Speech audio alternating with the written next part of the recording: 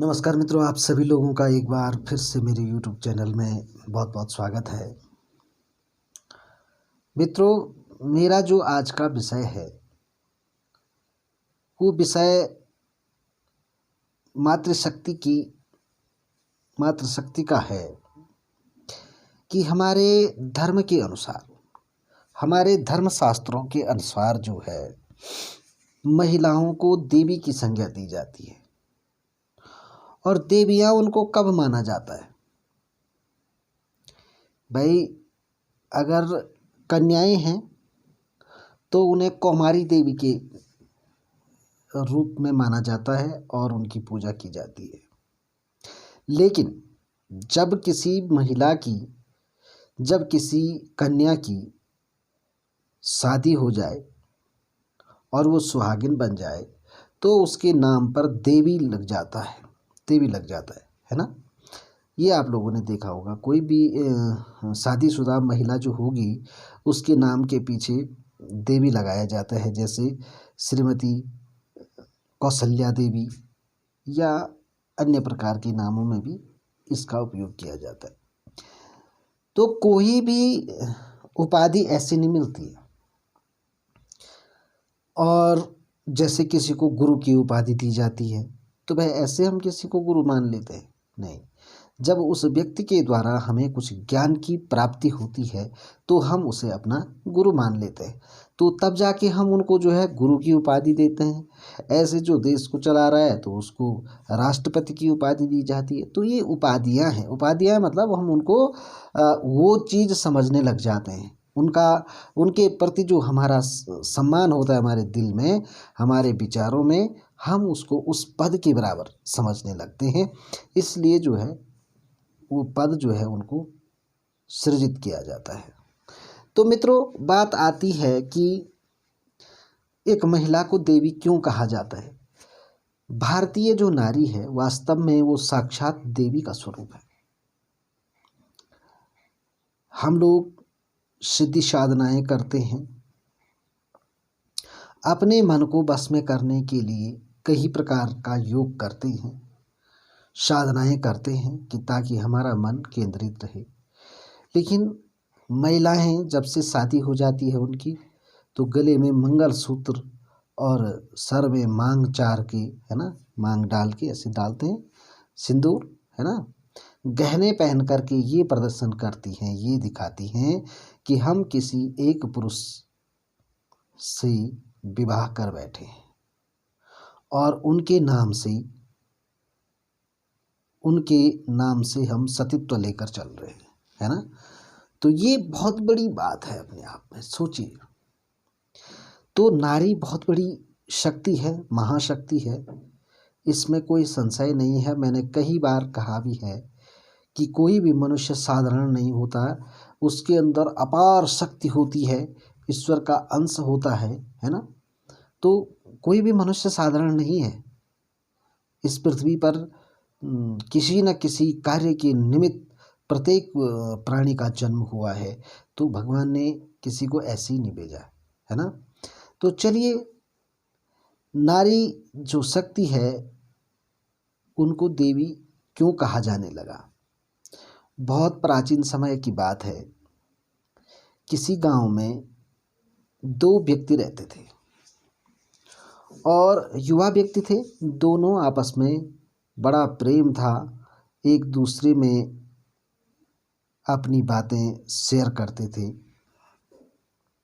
भाई कोई भी काम करना हो तो एक दूसरे को बता के करते थे।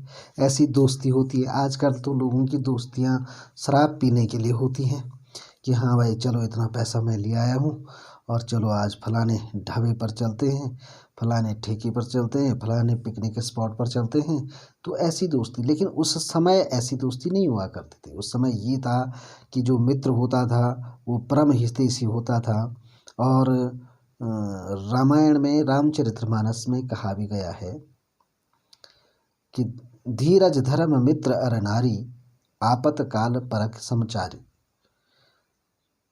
आपके अंदर कितना धैर्य है, आपका मित्र आपका कितना साथ देने वाला है, ये जब मनुष्य पर संकट आता है तब ही उस चीज़ का पता चलता है ना।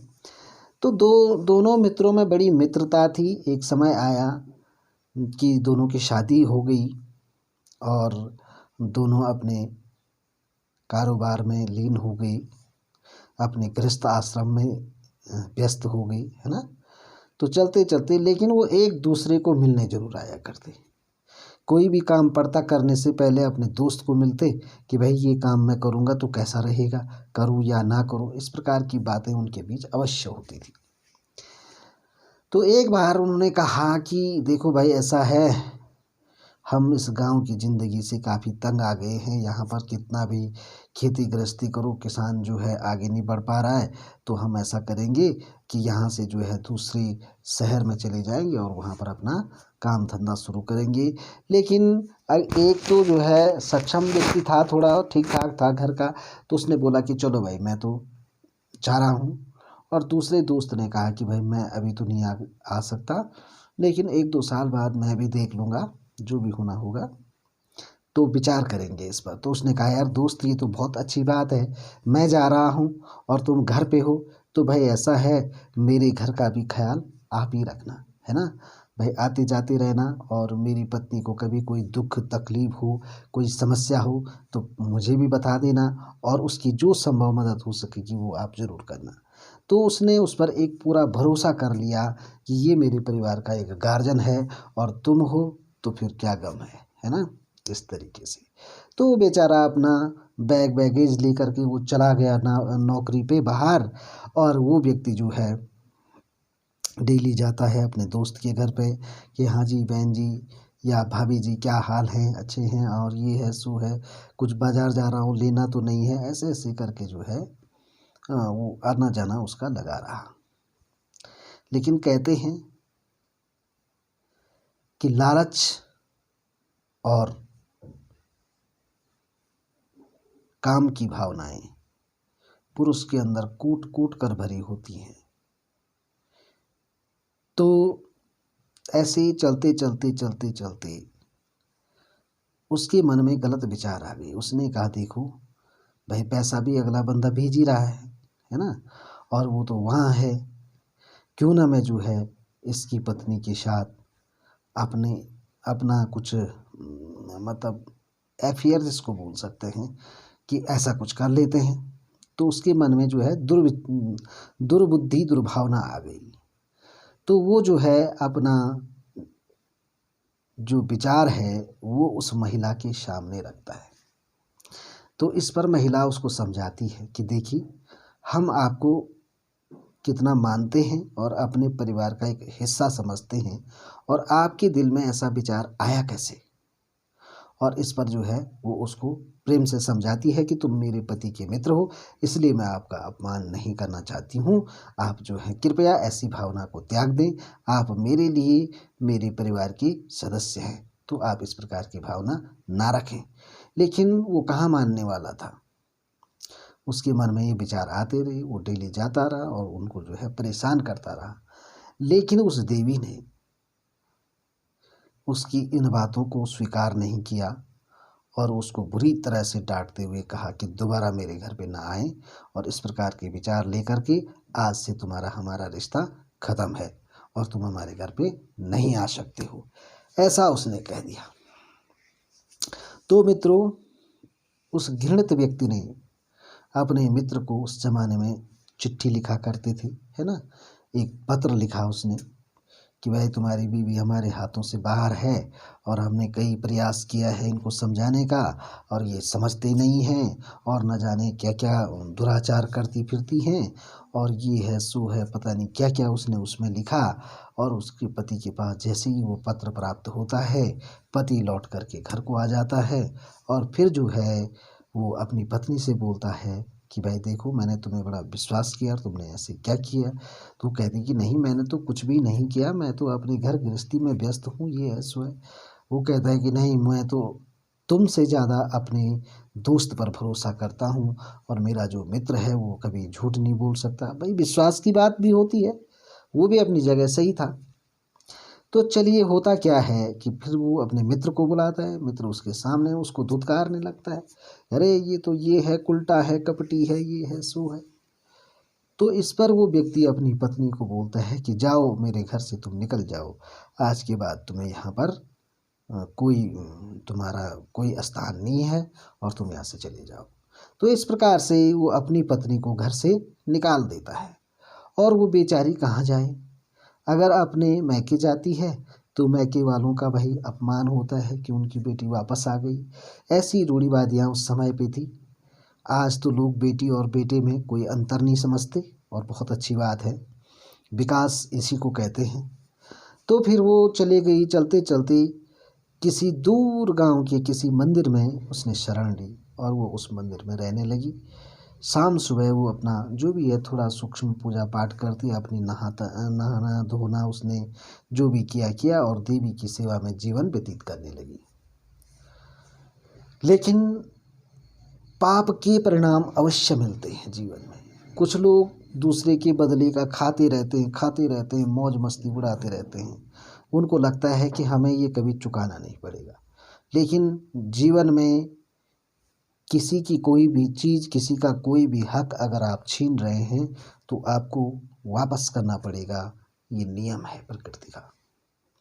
इसीलिए कई संत लोग भी भिक्षा लिमिटेड मांगते हैं कि भाई आज मैंने 5 घर में भिक्षा मांग ली तो बस इतना ही काफ़ी है। ये नहीं कि ढेर सारा धन जमा कर रहे हैं कि आइए भक्तों चढ़ावा चढ़ाइए, लाखों रुपए का चढ़ावा चढ़ाया जा रहा है ना, और सब हजम हो रहा है। तो ऐसा नहीं भाई, उतना ही लो जितना आप वापस कर सकते हो, ठीक है। तो देखिए उस व्यक्ति की ऐसी दशा हुई, उसने एक महिला के घर को बर्बाद किया, एक देवी के घर को बर्बाद करने की कोशिश करी तो उस पे कुष्ठ पैदा हो गया। उसका पूरा शरीर कोढ़ी हो गया और वो जो है गांव वालों ने उसको निष्कासित कर लिया, गांव से भगा दिया। उस ज़माने में बीमार कोई इलाज तो था नहीं, फिर भगा दिया गांव से, जा भाई यहाँ से निकल जा। फिर वो ऐसे ही जो है कंबल डाल के कभी कहीं रह रहा है, कभी कहीं रह रहा है। एक लट्ठी रखी है, उसमें घुंघरू लगा रखे हैं ताकि जैसे ही घुंघरू बजेंगे तो लोग समझ जाएंगे कि इधर से कोई कुष्ठ रोगी आ रहा है, तो लोग अपना इधर उधर हो जाएंगे। ऐसा तो बड़ी बुरी उस पर बीती, क्योंकि भाई पाप कर्म का फल तो अवश्य मिलता है। तो अचानक वो जो है चलते चलते उस मंदिर में पहुंच गया और मंदिर में जैसे पहुंचा तो क्या होता है कि वहाँ पर एक महिला है जो अपने केसों को धुल रही है, बालों को धुल रही है, ठीक है। और भाई गाँव में तो धारे होते हैं, प्लेन्स के लोग इस बात को नहीं समझ पाएंगे, लेकिन जो गांव में रहते हैं तो बिल्कुल प्राकृतिक जल स्रोत के धारे होते हैं।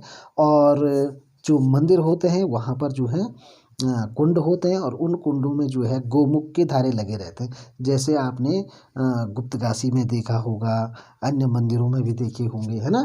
तो ये इस प्रकार के धारे में तो जैसे ही वो जो है अपना केस धुल रही थी तो उसने ऐसे केस पकड़ के ऐसे उछाले पीछे डालने के लिए, है ना। तो उसके बालों का जो पानी है उस कुष्ठ रोगी पे जा गिरा और जैसे ही उस पे गिरा तो उसके बदन का सारा कुष्ठ जो है समाप्त हो जाता है और वो देवी को नतमस्तक होकर प्रणाम करता है कि हे माता, आपने इतना बड़ा पुण्य कर दिया है। तो इस पर वो उसको अपना चेहरा नहीं दिखाती है, क्योंकि वो उसे पहचान जाती है कि अच्छा ये तुम ही हो, तुम्हें तुम्हारे किए की सज़ा मिल गई है। तो वो भाग करके जो है अपने घर की ओर जाता है और फिर जो है वो अपने दोस्त को मिलता है और फिर दोस्त से कहता है कि दोस्त, तुमने बहुत झेल लिया है, बहुत गरीबी झेल रहे हो तुम, और तुम्हारा जब से परिवार उजड़ा है तब से तुम बहुत परेशान हो। भाई एक देवी है किसी मंदिर में, और अगर वो देवी आप पर कृपा कर दे तो आपका सब कुछ ठीक ठाक हो सकता है। तो इस पर जो है उस ने कहा चलो भाई उसके पास चलें। और जैसे ही वो उस देवी के पास जाते हैं तो वो देखता है कि भाई ये तो मेरी पत्नी है और ये यहाँ एक साध्वी के भेष में है। तो फिर वो कहता है कि भाई तुझे ये कुष्ठ कैसे पैदा हुआ और इसके केसों के पानी से, बालों के पानी से तुम कैसे पवित्र हो गई, कैसे स्वच्छ हुई। तो तब वो समझ गया कि मैंने जो है जो गलती करी है वो इसी का परिणाम मुझे मिला है। और फिर वो माफ़ी मांगता है और बहुत अन्वय विनय करता है और उनके चरणों में बार बार अब नतमस्तक होता है ना, और कहता है कि हे माता मुझे माफ़ कर दो, मैंने आप पर गलत लांछन लगाया, गलत तरीके से आपके घर को बर्बाद किया, मैं पापी हूँ, दोषी हूँ, है ना, आपने फिर भी मुझ पर पुण्य किया और मैं आज जो है ठीक हो गया हूँ आपकी वजह से। और इस पर उसका पति भी बड़ा शर्मिंदा होता है और अपनी पत्नी से माफ़ी मांगता है और उनसे अपने घर जाने के लिए विनती करता है ना। लेकिन मैंने आपको पहले भी कहा था, एक बार अगर विरक्ति इंसान के अंदर आ जाती है और ईश्वर की रास्ते को अगर इंसान पहचान लेता है और अपना जन्म किस लिए हुआ है ये जान लेता है, तो फिर वो ग्रह और हस्ती की इस लड़ाई गृहस्थी में कभी नहीं फंसता है। तो एक दिन मैं तुम्हें जो है ग्रह और हस्ती की बारे में भी बताऊंगा कि क्या है ना। तो चलिए, बहुत सारी कहानियां हैं लेकिन आप लोग कमेंट नहीं करते हो, आप पूछते नहीं हैं कि कौन से विषय पर मैं आपके लिए वीडियो बनाऊं जो आप लोगों को अच्छा लगे, है ना। और मित्रों, कमेंट ज़रूर करें और मेरे चैनल को जो है सब्सक्राइब अवश्य करें, क्योंकि मैं बहुत मेहनत करता हूं आपके लिए और मेरा उद्देश्य ये है कि अधिक से अधिक मेरे पास जितना भी सूक्ष्म ज्ञान है मैं आप सभी लोगों को दूं। मुझे कोई चाह नहीं है कि आ जाए, उससे मतलब नहीं है, ठीक है। क्योंकि आप देखिए मेरा रहन सहन, मैं चाहता तो भगवान जो कुछ भी मुझे देता है उसमें काफ़ी अच्छे से रह सकता था और ऐसे यूट्यूब बनाने के लिए एक जो है रिंग वाली चेयर लेकर बैठ कर के इतना तो मैं कर ही सकता था, लेकिन मुझे वो चीज़ पसंद नहीं है। वास्तविकता इंसान की ज़मीन ही है, ये धरती ही है। आसन लगाकर ज़मीन में बैठने में जो मज़ा है वो डाइनिंग टेबल में बैठ के खाने में नहीं है, ठीक है।